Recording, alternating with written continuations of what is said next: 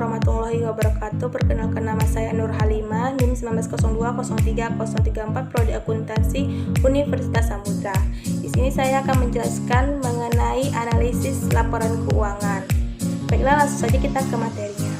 Sebelum saya menjelaskan definisi dari analisis laporan keuangan, ada baiknya kita mengetahui terlebih dahulu pengertian dari laporan keuangan itu sendiri. Laporan keuangan itu adalah suatu informasi yang menggambarkan kondisi keuangan suatu perusahaan, di mana informasi tersebut dapat dijadikan gambaran kinerja keuangan suatu perusahaan, atau dapat kita sebut juga sebagai alat yang sangat penting untuk memperoleh informasi yang berhubungan dengan kondisi keuangan dan hasil-hasil yang telah dicapai oleh perusahaan itu sendiri.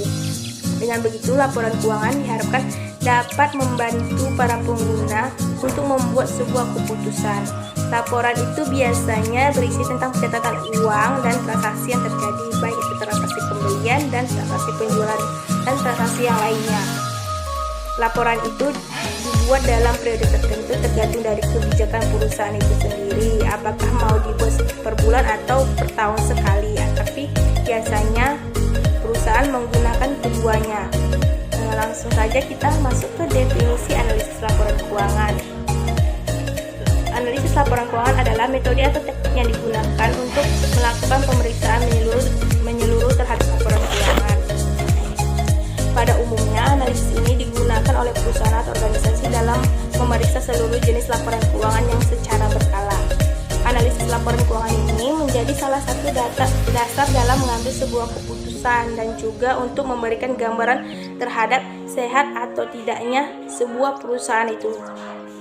Mengapa sih diperlukan analisis laporan keuangan? Analisis laporan keuangan sangat diperlukan karena hasil dari analisis laporan keuangan tersebut, perusahaan dapat mengetahui dan menilai kinerja perusahaan. Analisis ini juga dapat menjadi acuan untuk menentukan langkah-langkah bisnis yang harus diambil di kemudian harinya. Dan juga biasanya itu para organisasi menggunakan analisis laporan keuangan ini dalam rangka mengambil sebuah keputusan yang berhubungan dengan masa depan. Para pengambil keputusan memerlukan sebuah informasi, khususnya informasi tentang apa yang mungkin akan terjadi di masa yang akan datang terhadap perusahaan itu.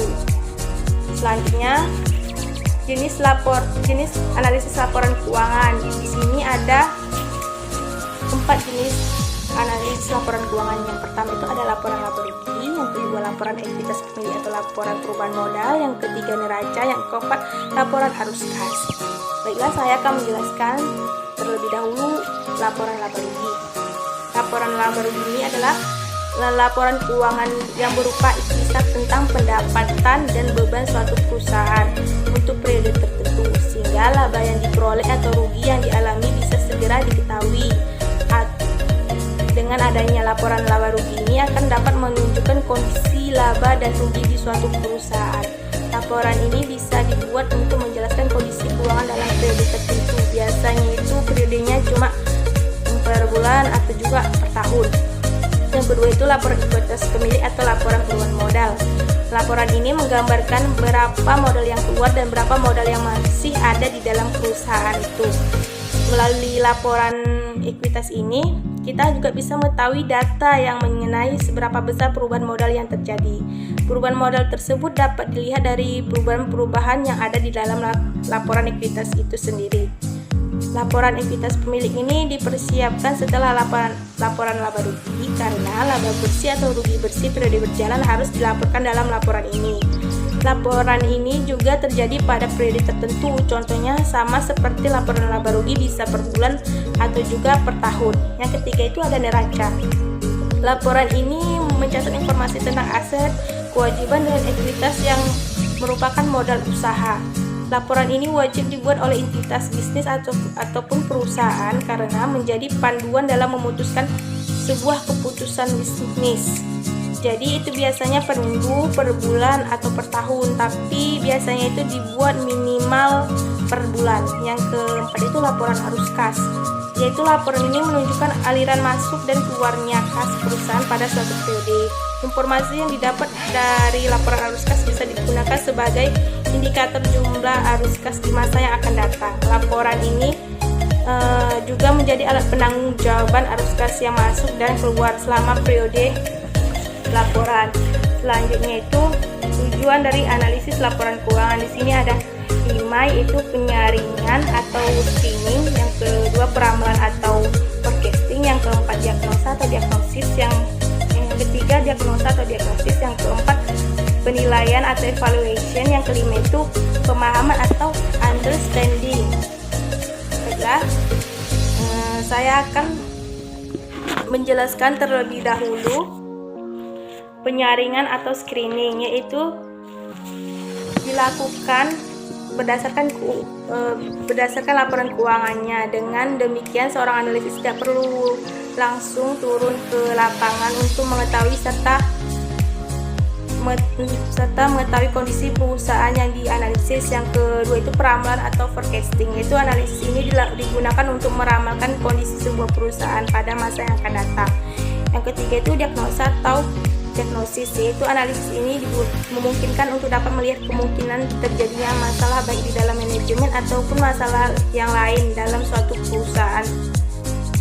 Yang keempat itu ada penilaian atau evaluation, yaitu analisis ini dilakukan dengan menilai prestasi pihak eksekutif dalam mengelola suatu perusahaan serta mengevaluasi kinerja perusahaan termasuk manajemen dalam meningkatkan tujuan perusahaan secara efisien. Yang kelima itu ada pemahaman atau understanding, yaitu analisis ini dilakukan dengan cara memahami perusahaan, bagaimana kondisi keuangannya dan bidang usahanya serta hasil dari usahanya itu sendiri.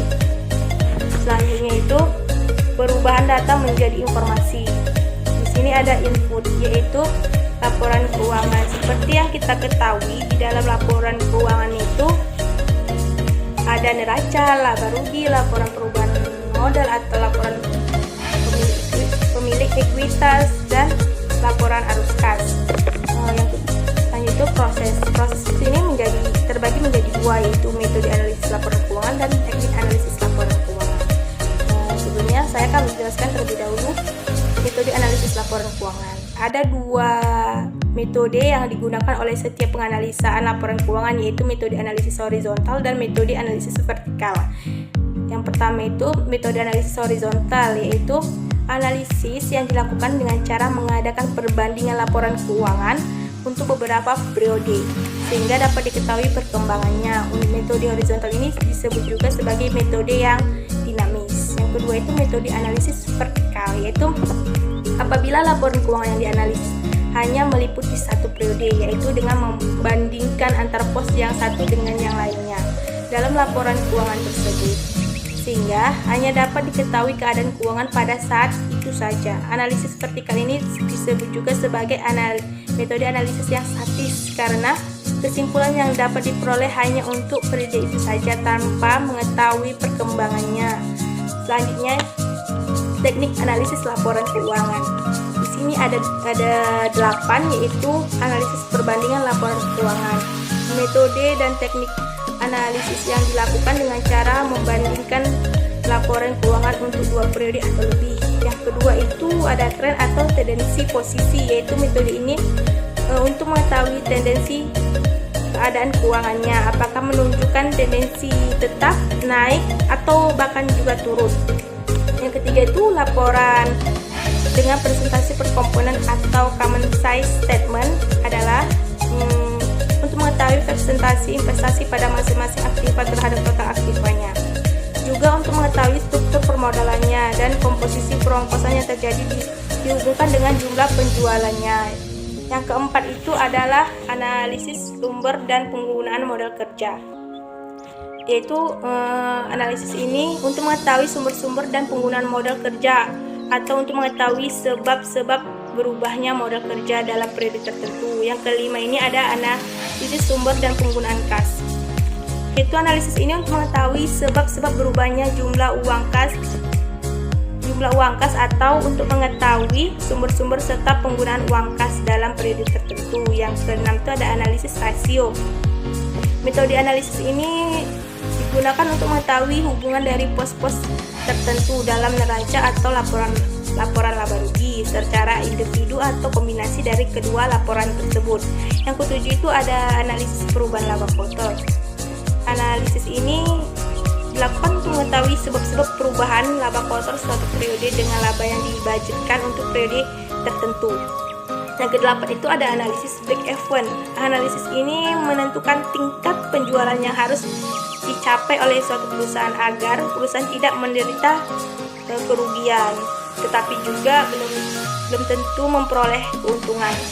Dengan adanya metode dan teknik analisis laporan keuangan yang digunakan dalam menganalisis laporan keuangan dapat memberikan informasi yang lebih mudah dimengerti, lebih tepat dan lebih akurat, sehingga dapat digunakan sebagai dasar pertimbangan dalam mengambil sebuah keputusan bagi pihak-pihak manajemen baik internal maupun eksternal.